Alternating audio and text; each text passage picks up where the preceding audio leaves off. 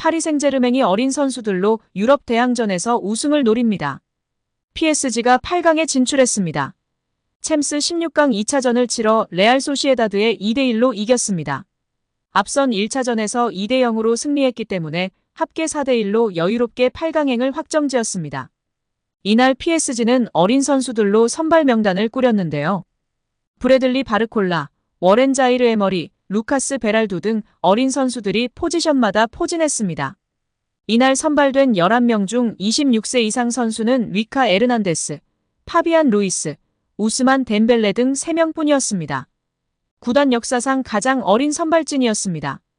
PSG는 소시에다드와 16강 2차전에서 평균 연령 23세로 베스트 11을 구성했습니다.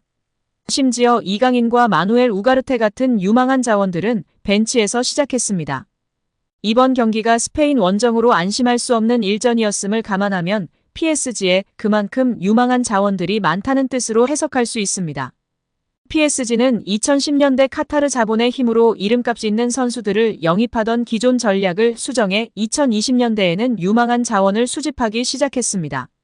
특히 이번 시즌을 앞두고 이강인, 우가르테, 바르콜라, 아르나우 테나스, 곤살로 하무스 등을 영입하며 현지 매체로부터 본격적인 새 시대를 열었다는 평가를 받기도 했습니다.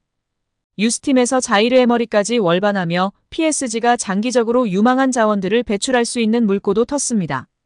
이번 경기는 PSG가 새 시대로 순항 중이라는 하나의 상징과 같습니다. 루이스 엘리케 감독은 경기 후 기자회견에서 우리에겐 야망이 있다. 조별리그에서도 PSG는 가장 강했다. 소시에다드와 어려운 경기를 펼쳤지만 우리는 증명해냈다고 자평했습니다. PSG는 이 기세를 이어가 사상 첫 빅이어를 들어올리고자 하는데요. 최근 10년간 우승팀의 평균 연령을 놓고 보면 압도적으로 나이대가 낮습니다. 가장 고령이었던 2021년도 시즌 레알 마드리드 28세와는 거의 4살 차이고 가장 어렸던 2018년도 시즌 리버풀 26세와도 2살 가까이 격차가 있습니다. 역대 최연소 우승팀은 관련한 정확한 정보는 없으나 일반적으로 루이 파날 감독이 이끈 1994년도 시즌 아약스로 알려져 있습니다. 당시 선발진의 평균 연령은 24세가 되지 않아 PSG와 가장 비슷합니다. 이강인의 축구화에는 의문의 알파벳이 적혀 있어 화제가 되고 있습니다. 축구화뿐만 아니라 정강이 보호대, 늘 끼고 있는 반지 등에도 쓰여 있는 이 영문의 정체는 무엇일까요? 이는 이강인이 얼마나 가족을 사랑하는지 알 수 있는 의미 있는 알파벳 조합입니다. 바로 아버지, 어머니, 첫째 누나, 둘째 누나 본인 순으로 이름의 첫 알파벳 이니셜을 따온 것인데요. 매일 신고 매일 입는 축구 용품에 가족의 이니셜을 새겨 넣을 정도로 가족을 사랑한다는 것을 보여주고 있어 팬들의 관심을 받고 있습니다. 최근 PSG 입단 기념 75초 인터뷰에서도 이강인은 쉬는 날 주로 무엇을 하는지에 대한 질문에 가족과 밥 먹기 라고 답한 바 있는데요. 또 다른 매체 인터뷰에서도 늘 그는 가족이랑 무엇이든 같이 하는 걸 좋아한다며 가족, 축구 말곤 없다고 망설임 없이 말했었습니다. 취미 역시 부모님과 누나들이랑 시간 보내는 게 취미라면 취미 라고 답해 감동을 안겼었습니다. 스페인에서 처음으로 멀티골을 넣은 후 이강인은 매체 인터뷰를 통해 누나를 보고 한 셀레브레이션이다. 누나가 내게 매번 골을 넣으라고 하기 때문이다라며 웃으며 이야기했었는데요. 국내 예능 프로그램으로도 알려진 이강인의 누나 이정은 양은 현지서 동생을 매니저처럼 챙기는 것으로 알려졌었습니다. 이강인의 툴툴대는 것 같은 말에서도 누나를 향한 애정이 느껴졌었습니다. 또한 이강인의 정강이 보호대에는 한쪽에는 대한민국 국기, 또 다른 한쪽에는 스페인 국기와 함께 동일한 이니셜 조합 그리고 가족 사진이 새겨져 있습니다.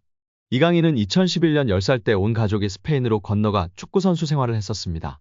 피파 규정을 지키기 위해 온 가족이 스페인으로 건너가 자신을 뒷바라지했다는 점에 가족에 대한 사랑이 무척이나 큰 것으로 알려져 있습니다. 2017년 4월 18세 이하 대표팀에 소집되기 전까지 이강인은 스페인 현지에서 축구를 하고 스페인어를 사용하는 일상이 익숙했습니다. 2017년 아시아축구연맹 19세 이하 챔피언십을 기점으로 연령별 대표팀과 함께하는 접점이 많아진 이강인은 2살에서 3살 많은 형들과 대화를 하며 다시 한국어가 익숙해졌다고 고백한 바 있습니다. 한때 스페인 축구협회가 귀화를 추진한다는 얘기도 나왔었지만 이강인의 가족은 그럴 일은 없다고 단호히 거절했었습니다. 먼 나라에서 성장기를 보냈지만 조국을 향한 이강인의 마음은 애틋한 것으로 잘 알려져 있습니다. 지난 U20 월드컵과 카타르 월드컵 내내 이강인은 경기 시작 전 국가가 울리면 입을 크게 벌리고 따라 부르며 화제가 되기도 했었습니다. 대한축구협회 인터뷰에서도 동료 관중, 팬들 모두 애국가를 크게 불러줬으면 좋겠다는 부탁을 했었는데요. 그는 왜 그렇게 애국가를 크게 부르느냐는 질문에 그냥 좋아서 라며 웃음을 지으며 팬들의 사랑을 받기도 했습니다. 또한 이기고자 하는 마음에서 지고 싶지 않아 더 크게 부르기 시작했다고 고백했었는데요.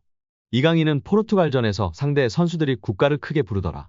그런 데서 기선제압이 되면 안 된다고 생각해서 나도 크게 부르고 있다라고 말했었습니다.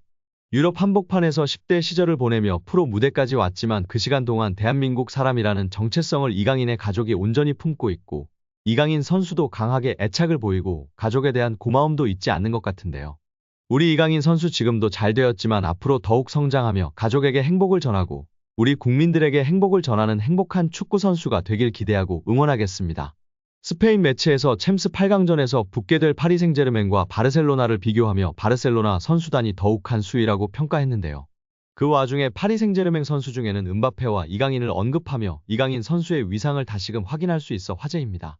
특히 마요르카에서 환상적인 시즌을 보냈던 터라 스페인 언론에서는 이강인 선수에 대한 관심과 애정이 높은데요. 스타 선수들이 모여있는 파리에서 음바페와 더불어 이강인을 언급하며 팬들의 관심을 받고 있습니다.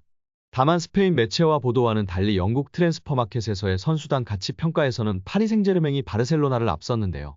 그 소식은 잠시 후에 알아보도록 하겠습니다. 킬리안 음바페와 이강인을 언급했지만 FC 바르셀로나가 한 수 위라고 평가했습니다.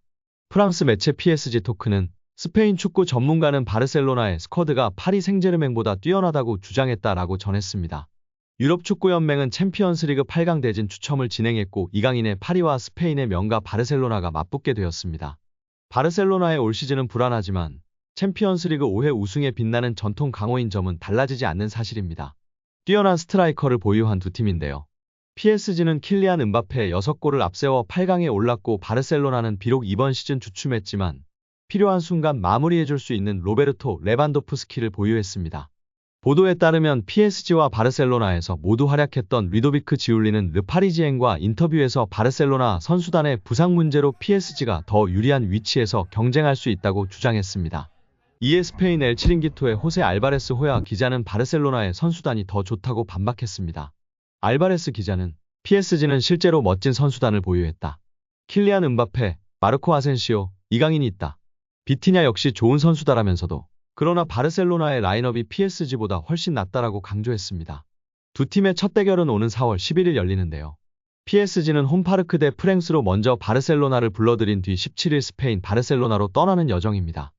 오늘 영상은 여기까지입니다. 끝까지 시청해주셔서 감사합니다. 늘 건강하시고 더 좋은 영상으로 찾아뵙겠습니다. 구독과 좋아요도 잊지 마시고 부탁드립니다. 감사합니다.